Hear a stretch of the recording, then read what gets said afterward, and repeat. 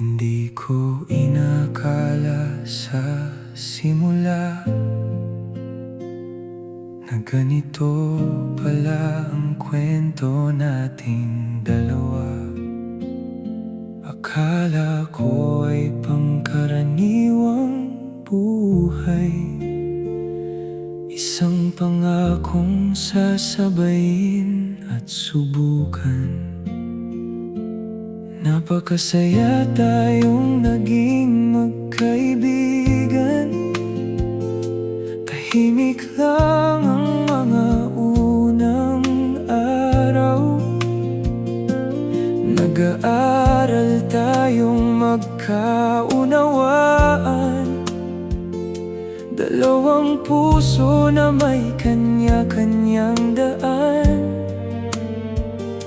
Unti-unting naging iisang tahanan. Hindi sa isang tingin, hindi rin sa isang sandali. Dumating ang pag-ibig habang magkasama tayong lumalakad sa hamon ng buhay.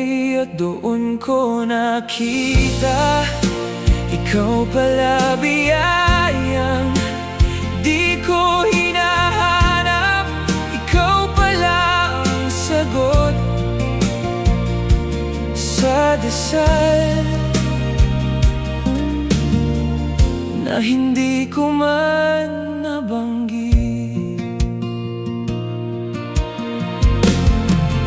Sa bawat umaga, sa bawat panahon at sandali, hindi ko inaakala na bihag na pala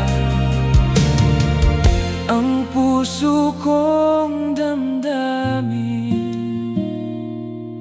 May mga araw din tayo ay nasubok. May mga luha at salitang naputol. Ngunit sa bawat pagkakamali, natutunan natin muling pili na mapagkumbaba sa isa't isa.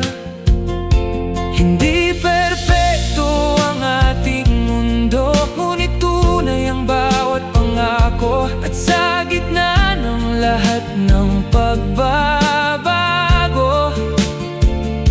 patuloy pa rin ang pagkaibigan at pagsasama. Habang lumilipas ang mga taon, mas lalo kitang nakikilala. At bawat bahagi mo, parang lagi magaan ang damdamin kung kasama kita. Doon ko nakita, ikaw pala biyayang di ko hinahanap. Ikaw pala ang sagot sa dasal. Hindi ko man nabanggit kung may magsabi noon na sa pag-aasawa ko matatagpuan ang pinakamagandang kwento ng puso. Hindi ako maniniwala, ngunit nang siyon alam ko na ang tunay na pag-ibig ay hindi laging biglaan. Minsan dumarating ito habang sabay ninyong binubuo ang buhay.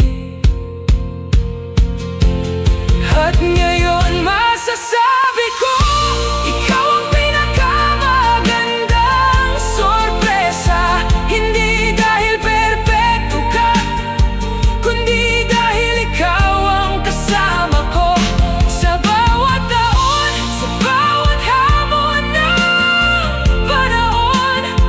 Hindi ko inaakala na sa pag-aasawa ko matatagpuan ang pag-ibig. lumalalim araw-araw. Hindi ko inaakala na ikaw pala ang tahanang hinahanap ng puso ko.